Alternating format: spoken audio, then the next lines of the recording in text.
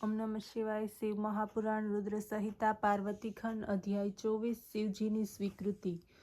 भगवान शंकरना दर्शन प्राप्त करीने देवताओं कहेवा लाग्या, हे भगवान रुद्र, अमे लोको आपना चरणी छीए, आप अमारी रक्षा करो। त्यारे भयभीत देवताओने जोईने शिवजीए कह्यु, हे विष्णु, हे ब्रह्मा अने सर्व देवताओ, आप सर्वનું અહીંયા આવવાનું કારણ શું છે? ત્યારે શિવના વચનો સાંભળીને બધા દેવતાઓ વિષ્ણુ તરફ જોવા લાગ્યા.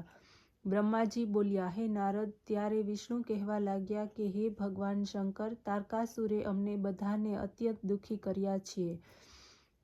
તેણે તો અમને અમારા સ્થાનોમાંથી બહાર કાઢી મૂક્યા છે. હે સ્વામી, તેનું મૃત્યુ આપના પુત્ર દ્વારા જ થશે. તેથી આપ હિમાલય પુત્રી પાર્વતીની સાથે શીઘ્ર વિવાહ કરો, જેથી અમારા સંકટ દૂર થાય. ત્યારે ભગવાન શંકર કહેવા લાગ્યા, હે દેવતાઓ, જો હું રૂપવતી પાર્વતીની સાથે લગ્ન કરું તો બધા જ દેવતાઓ કામી થશે. તે સુંદરી પોતે જ કામદેવને જીવિત કરશે.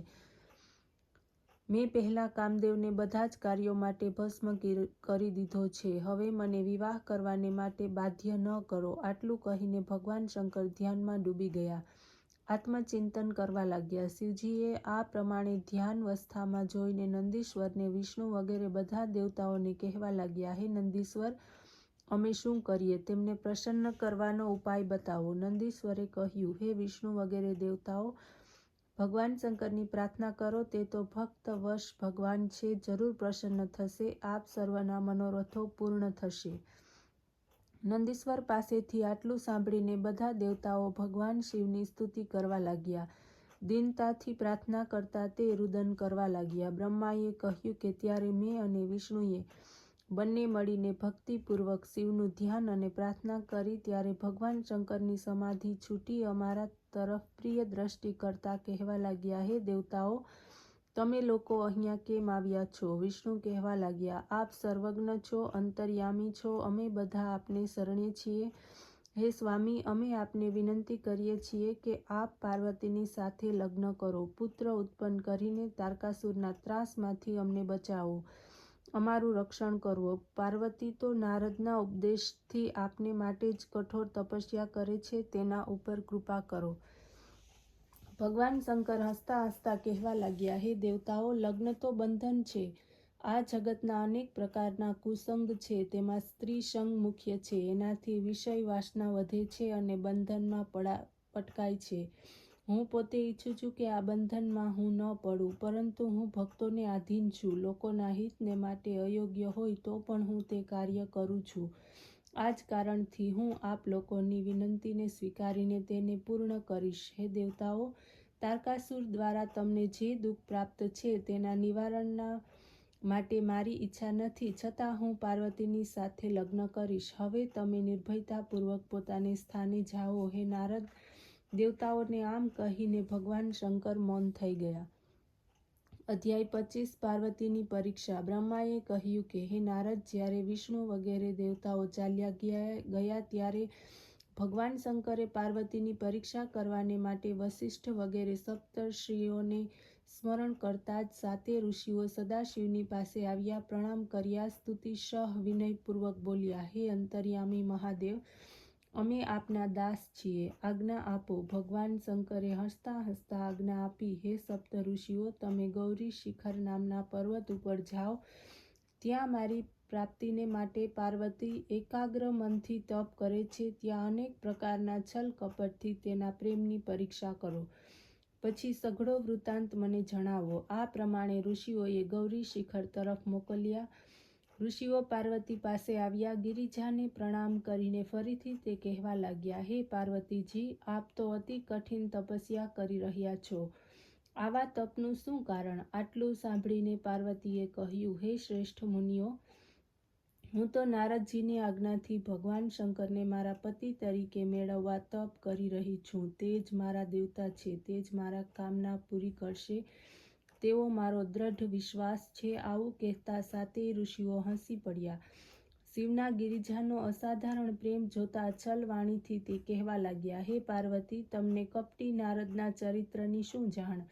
નારદે તો અનેક લોકોને આમ જ મારી નખાવ્યા. તમારા જેવી ભલી ભોળી નિષ્કપટ કુમારિકાઓ આ શું જાણે? ઘણા ઘરને તેણે બરબાદ કરી નાખ્યા. દક્ષના 10,000 પુત્રો નારાયણ સરોવર ઉપર તપ કરવાને ગયા. ત્યાં આ મહાત્મા પહોંચ્યા. તેમને એવો ઉપદેશ કર્યો કે પાછા તેઓ ઘેર આવ્યા નહીં. ફરીથી દક્ષે બીજા 10,000 પુત્ર ઉત્પન્ન કર્યા. તેમને તપ કરવાની આજ્ઞા કરી. તેમની પણ એવી જ ગતિ થઈ. વિદ્યાધર ચિત્રકેતુને એવો ઉપદેશ કર્યો કે ફરીથી તેણે ઘર ગૃહસ્થીને પ્રાપ્ત જ ન કર્યું. આ પ્રમાણે ઘણા લોકોને વૈરાગ્ય જ્ઞાન સમજાવીને ઊંધા રસ્તે ચડાવી દીધા છે. આ નારદની વાતોમાં હવે તું પણ ફસાય છે. હે પાર્વતી, થોડો વિચાર કરી જુઓ. તેના બહેકાવાથી તમે કેવા પ્રકારના પતિ ચાહો છો? નિર્લજ્જ, અમંગલ, કામશત્રુ, નિર્વિકારી, ઉદાસીન, કુલહીન, ભૂત પ્રેતની વચ્ચે રહેનારા નાગાને આવી પતિને મેળવી તમને ક્યાં સુખની અભિલાષા છે? આ જ શિવે દક્ષપુત્રી સાથે લગ્ન કર્યું હતું. તે સતીને તેણે શું સુખ આપ્યું? આખરે પિતાને ત્યાં જઈને દુઃખી થઈને તેણે પોતાના શરીરને આગમાં ભસ્મ જ કરવું પડ્યું ને? તે એકલો રહેનાર કદી કોઈ પણ સ્ત્રીની સાથે રહી શકતો નથી. હે પાર્વતી, આ જ બાબતોનો વિચાર કરીને તમે આ હઠને છોડી દો. ઘેર જાઓ. હવે તમારો વિવાહ સર્વગુણ સંપન્ન વૈકુંઠ સ્વામી વિષ્ણુની સાથે કરી દઈશું, જેને પરિણામે તમે સુખી થશો.